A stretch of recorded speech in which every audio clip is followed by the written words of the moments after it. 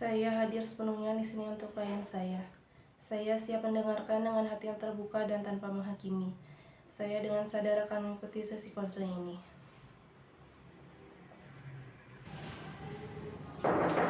Assalamualaikum. Waalaikumsalam, silakan masuk. Apa kabarnya? Baik, Nah, baik ya, di sini saya sudah menyediakan 3 kursi. Nah, Anda bisa milih di antara kursi ini yang akan ditempati supaya sesi konseling berjalan lebih nyaman. di sini. Ya, silakan. Nah, baik ya, karena di sini tersisa 2 kursi lagi, Anda bisa milih nih kursi mana yang akan saya tempati. Di sini.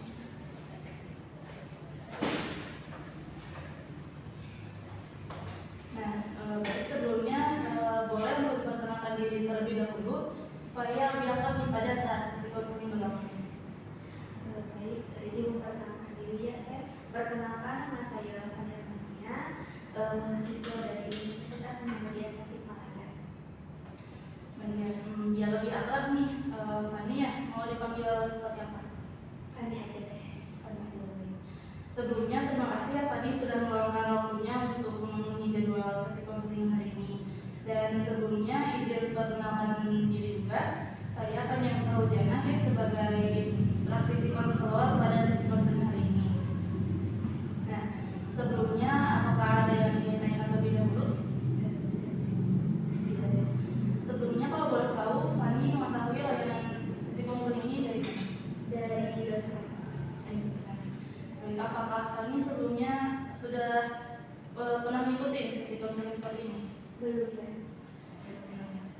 Baik ya, saya di sini akan menjelaskan dan mempertegas sekali lagi bahwa dalam konseling ini akan berlangsung selama 3 sesi. Nah, di mana setiap sesinya itu sekitar 40 sampai 60 menit. Nah, dalam konseling juga terdapat asas kerahasiaan di mana nantinya selama sesi konseling ini Fani apapun yang Fani informasikan atau yang Fani katakan akan dijaga kerahasiaannya.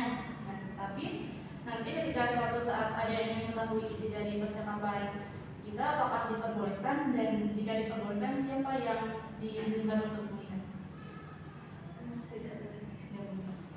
Baiklah, sebelumnya saya izin juga ya, di sana terdapat kamera ya yang akan merekam selama sesi konseling ini. Nah, di mana kamera itu akan merekam untuk memenuhi tugas perkuliahan saya. Apakah diperbolehkan?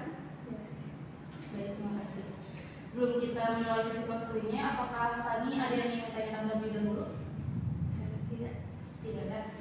Baik, saya di sini sudah melihat di form yang sebelumnya telah Fani isi. Dan apakah benar Fani mengalami penurunan motivasi belajar? Iya, benar sekali. Kalau boleh tahu, kalau boleh Fani menjelaskan kembali persisnya seperti apa nih penurunan motivasi belajar yang dialami oleh Fani? Jadi penurunan belajar saya tuh sekarang tuh saya tuh sering malas belajar gitu. Sedangkan tugas-tugas itu semakin banyak gitu. Jadi saya bingung harus mulai dari mana gitu. Saya mengerti ya, terkadang ketika kita merasa tidak ada kemajuan, itu bisa mempengaruhi semangat kita gitu. Tidak apa-apa gitu. Fani sudah melakukan langkah besar dengan datang ke sini. Nah, apa yang menurut Fani menjadi penyebab utama nih Fani itu merasa seperti ini? Mungkin nilai saya semester kemarin itu turun gitu ya. Jadi dan tugas-tugas pun kan semakin banyak dan saya itu merasa terbebani gitu dengan tugas-tugas itu. Jadi kami sulit itu untuk menemukan motivasi belajar. Nah, dan Fani merasa sepertinya apa yang akan lakukan tidak banyak memberikan hasil yang memuaskan seperti itu. Iya, betul sekali saya, karena saya juga sekarang itu merasa capek gitu, terus gak tahu lagi harus gimana gitu. Sedangkan keadaannya gini gitu ya. Jadi Fani merasa sangat capek gitu ya, dan mungkin juga frustasi karena tidak tahu nih bagaimana caranya memulai kembali dan atau mendapatkan hasil yang Fani harapkan.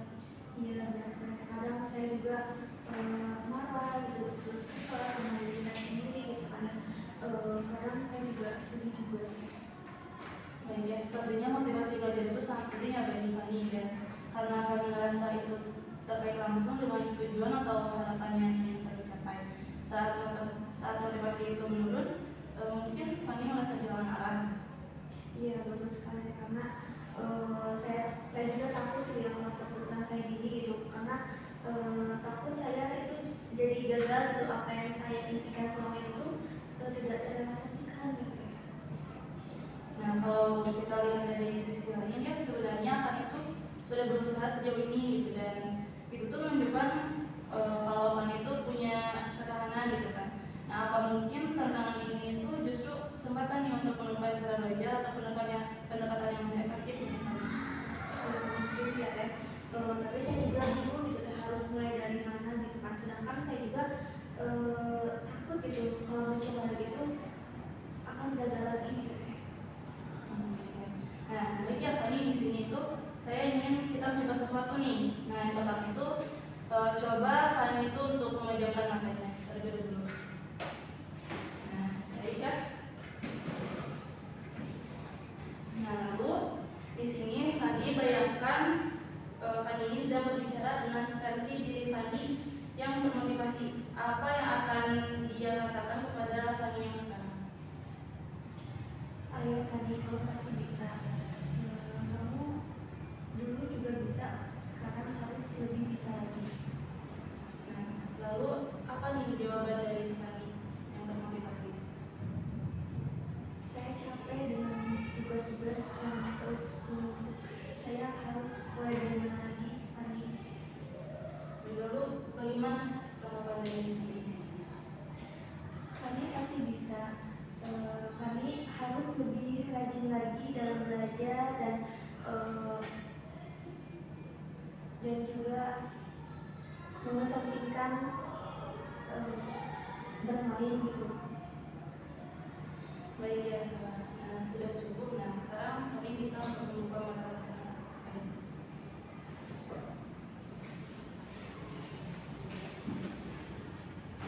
Baik ya, Fani, kalau sudah seperti yang tadi, nah sekarang apa nih yang Fani rasakan setelah mendengar kata-kata ini? Agak lega sih ya, cuman saya juga masih masih bingung gitu. Nah, jadi karena masih bingung, mari kita buat tujuan kecil nih untuk minggu ini. Misalnya apa yang bisa kamu lakukan nih untuk kembali memulihkan motivasi Fani ini? Mungkin saya bisa mencoba mulai dari situ gitu ya, tidak terlalu berat gitu, tapi cukup untuk saya sendiri gitu, kebiasaan yang saya jalani dulu gitu, agar dilakukan lagi sekarang. Baik ya. Terus juga mungkin Fani juga bisa ya dengan mencoba belajar selama 30 menit setiap hari dengan fokus penuh. Apakah Fani dan bisa nih untuk melakukannya? Iya bisa, saya akan mencoba. Baik ya. Nah, jadi hari ini kita membahas tentang bagaimana Fani merasa kehilangan motivasi belajar. Nah, bagaimana perasaan itu membuat Fani frustasi dan bahwa sebenarnya ada harapan untuk bangkit gitu kan. Kita juga sudah menetapkan langkah awal, yaitu belajar 30 menit setiap hari pada minggu ini. Mungkin saya sekarang lebih jelas gitu ya, terus lebih lebih bagaimana tujuan saya sekarang gitu. Bagaimana perasaan Fani setelah sesi ini nih? Apakah Fani merasa lebih siap untuk mencoba langkah yang kita rencanakan tadi? Dan kalau diskalakan, Fani sekarang berada di skala berapa? Dari skala 1 sampai 10. Nah, di mana skala 1 itu Fani masih merasa kurang gitu atau belum cukup, dan skala 10 itu Fani sudah merasa lebih dari cukup. Saya sekarang merasa lebih semangat ya teh, terus termotivasi juga untuk belajar gitu. Kalau diskalakan, sekarang saya di skala 7 teh. Jadi ya, itu sangat lebih cukup, sangat memuaskan dan semangat ya untuk Fani terus dalam kedepannya. Dan untuk sesi konseling ini kita cukupkan sampai hari ini. Nanti kita akan lanjut pada sesi selanjutnya. Mungkin Kalau boleh kita akan mengadakan apa nih? Minggu depan gitu. Ya nanti saya akan coba menghubungi Fani kembali. Terima kasih ya Fani sebelumnya sudah meluangkan waktunya dan bercerita dengan terbuka gitu terhadap saya. Terima kasih atas percayaan itu. Sama-sama. Saya juga terima kasih telah membantu saya gitu untuk membuka gimana caranya agar motivasi saya itu lebih nggak turun lagi. Terima kasih banyak. Sama-sama.